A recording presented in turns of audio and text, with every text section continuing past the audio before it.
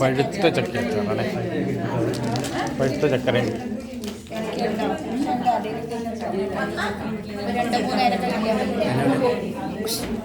അച്ചാറിന്റെ മണം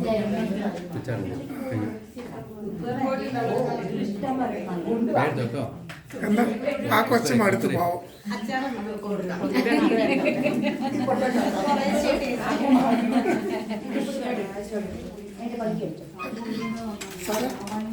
എന്തേലും മനസ്സിലാവും സാർ?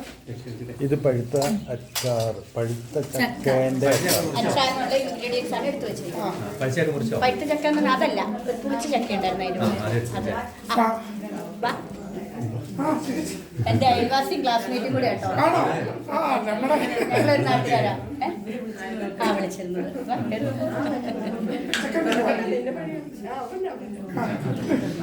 അറിയുന്നവരല്ലേ? നിങ്ങളൊക്കെ അറിയുന്നവരല്ലേ? അതെ, നമ്മളാകെ തിരിഞ്ഞില്ലേ? അല്ല, ഒരു കാരണം ഞാൻ സാറിന്റെ കൂടെ വരുവാ.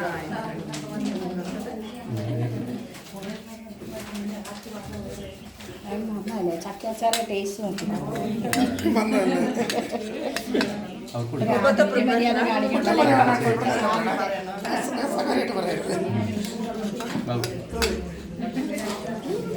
കൈ കൊള്ളുന്നുണ്ടോ? ഇത് ചതച്ചും കൂടെ വരായിരുന്നു. ഇവിടെ അടുത്താണോ? നന്നായിട്ടൊന്ന് അരകല്ലില്ല. ആ അതെ സാർ,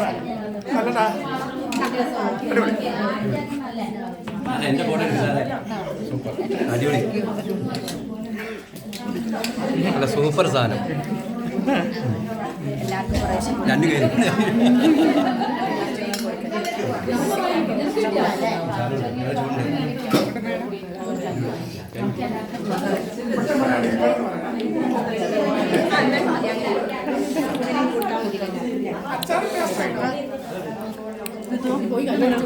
ഒന്ന് ടേസ്റ്റ് നോക്കാനും.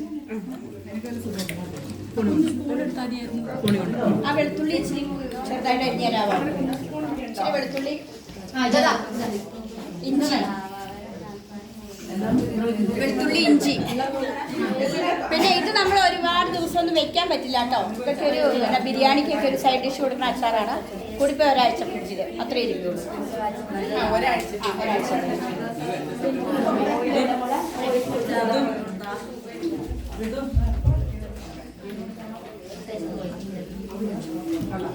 അപ്പൊ നമ്മള് പഴുത്ത ചക്കയുടെ അച്ചാറിടുക കേട്ടോ. പഴുത്ത ചക്കയുടെ അച്ചാർ. ചട്ടിന്ന് ചൂടായി വരണം.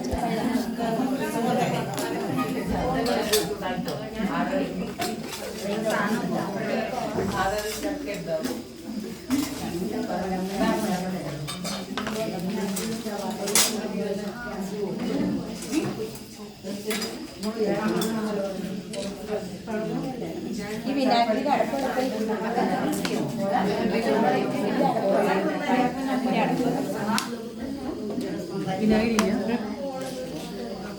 ഇത് നമ്മൾ പഴുത്തചക്ക അച്ചാറിടാനുള്ള ഇൻഗ്രീഡിയൻസ് എടുത്ത് വെച്ചിരിക്കുന്നത്.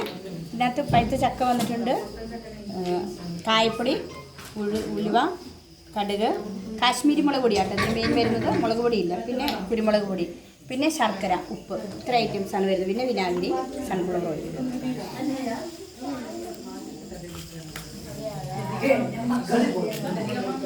കുറച്ച് കറിവേപ്പില. ജീരകത്തിന് പകരം ഇതിൽ നമ്മൾ ഏലക്ക ചേർക്കണം. അപ്പോൾ ഒരു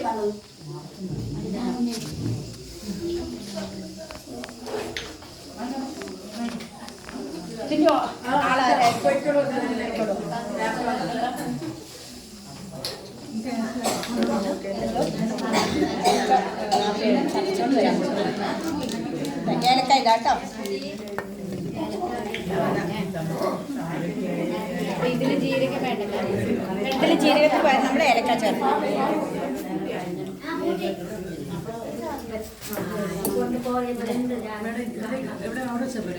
അതിൻ്റെ ഉള്ളിൽ തുടയ്ക്കണേ ചാറിൻ്റെ.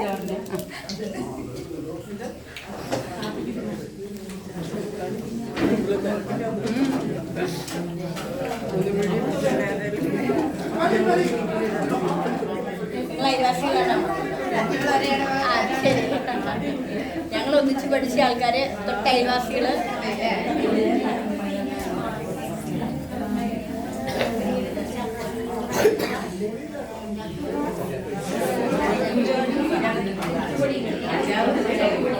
നിങ്ങളിത് എന്തിൻ്റെ ഭാഗമായിട്ട് അടിപൊളിയുടെ അതല്ലേ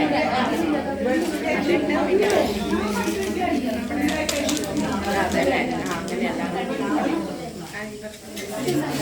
അങ്ങനെയല്ല പായസം ആ ഉണ്ട്. ഈ അടുത്തായിട്ട് എന്താ കട്ടല ഇത് പഴുത്ത അച്ചാർ. എനിക്ക് എക്സാം നടക്കുമ്പോൾ പിള്ളേരെ സാറ് കറക്റ്റ് അത് വിളിച്ചു.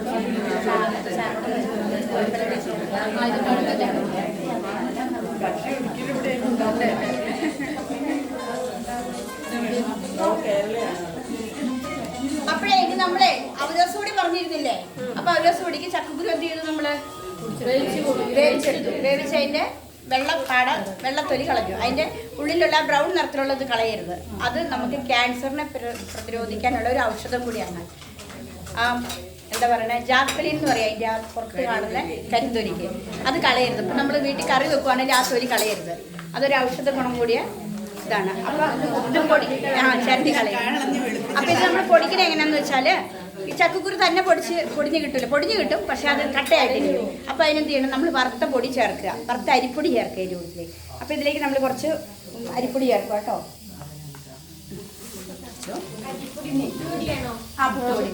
അപ്പപ്പൊടി ഏത് വേണേലും ചേർക്കാം.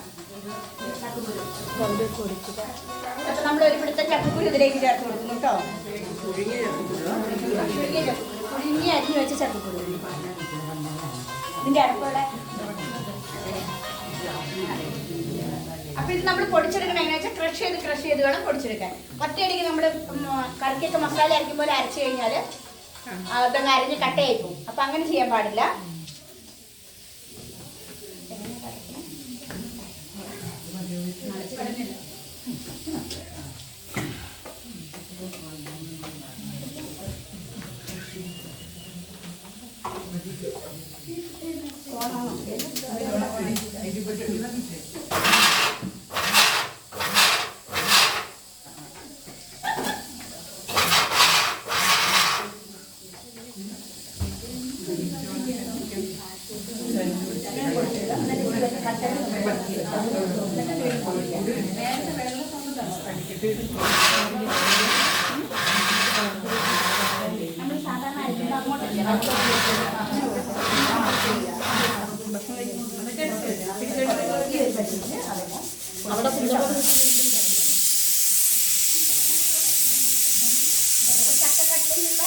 ചക്ക വേവിക്കാൻ വെച്ചു, അത് വെച്ചു, അത് ഓർക്കായി. ഇനി നമുക്ക് അടുത്തത് ഒരു സ്വീറ്റ് അച്ചാറില്ല.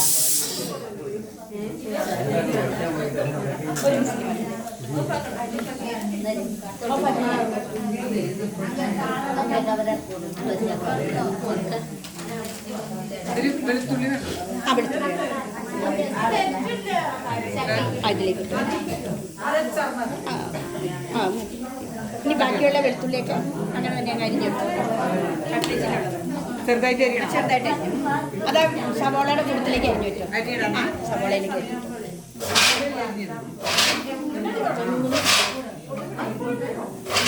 കടുകിടുന്നു. നമ്മുടെ അരിപ്പത്തവി ഇന്ത്യ അച്ചാറിന് പോയ അരിപ്പത്തവി ആകത്തില്ലേ?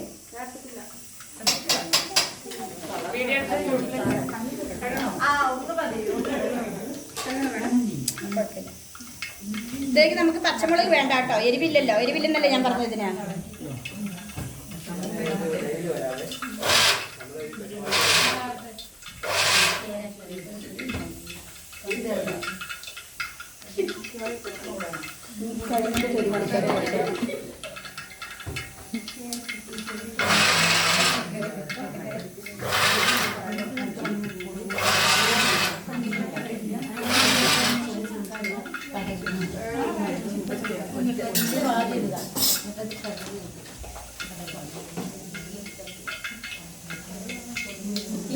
കിട്ടിയില്ല കേട്ടോ. ഇഞ്ചി കിട്ടിയിട്ടില്ല. ഇഞ്ചി അവിടെ ഇച്ചിരി ഇഞ്ചിയും കൊടുത്താ.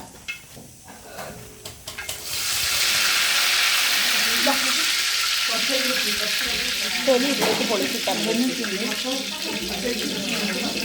നമ്മളിതിലേക്ക് വേണ്ടി ഇഞ്ചി ഇട്ട് കൊടുക്കുന്നു, വെളുത്തുള്ളി ഇട്ട് കൊടുക്കുന്നു.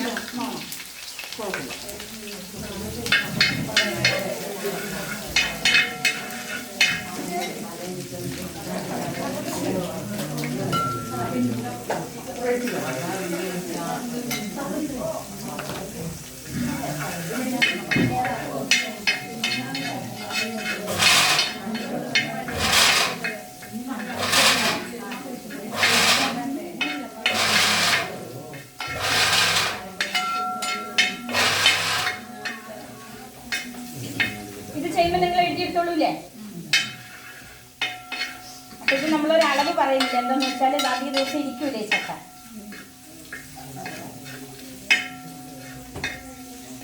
ഇത് 1 കിലോ ആവും അല്ലേ? 1.5 കിലോ ഉണ്ടാവും. അപ്പം നമ്മുടെ സാധാരണ എരിവുള്ള മുളക് പൊടി വേണ്ട. വേണ്ട വേണ്ട. അതിന് പകരം നമ്മൾ കുരുമുളക് പൊടി ലേശം ചേർക്കുന്നുള്ളൂ. പിന്നെ ചേർക്കുന്ന ജീരകം ചേർക്കുന്നുണ്ടായിരുന്നു മറ്റേ അച്ചാറിൽ. അതിന് പകരം ഇതിൽ നമ്മൾ ഏലക്ക ചേർക്കണം. ചെറുതായിട്ടൊന്ന് നമ്മൾ ചക്ക ഒന്ന് പയ്യൊന്ന് വഴറ്റിയെടുക്കുന്നു കേട്ടോ.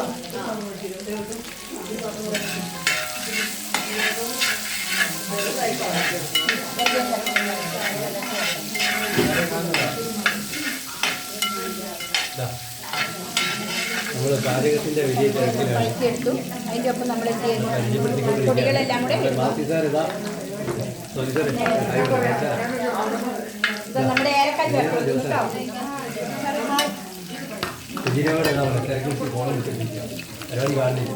ഇതിലേക്ക് നമ്മൾ എന്ത് ചെയ്യുന്നു? നമ്മുടെ മസാലക്കൂട്ടുകളെല്ലാം ചേർത്ത് കൊടുക്കും.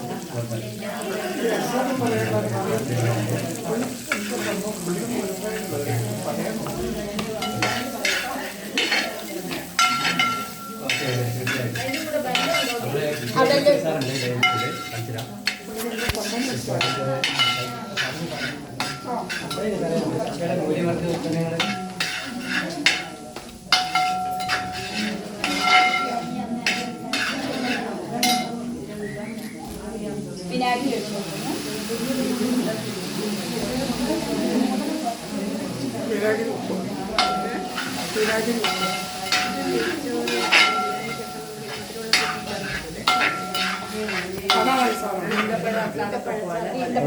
ചക്കപ്പഴം. ചക്കപ്പഴം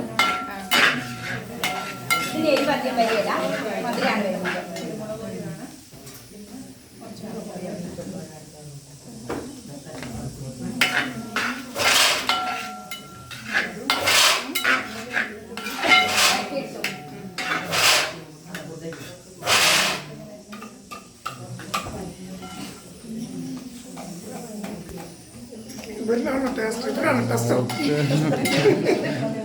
ആ മുഖം നോക്കിയാൽ അറിയാവേ. വരുന്നില്ലേ?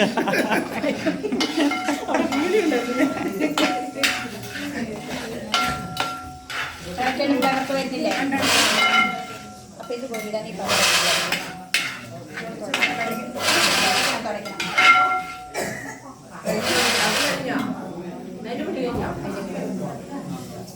ചൂടുണ്ടാവും കേട്ടോ. ചൂടുണ്ട്.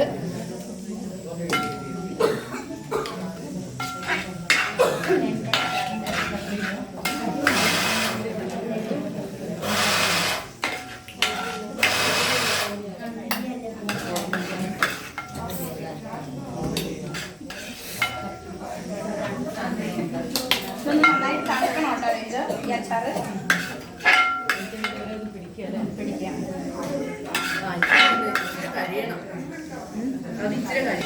അപ്പോൾ പഴുത്ത അച്ചാർ റെഡി.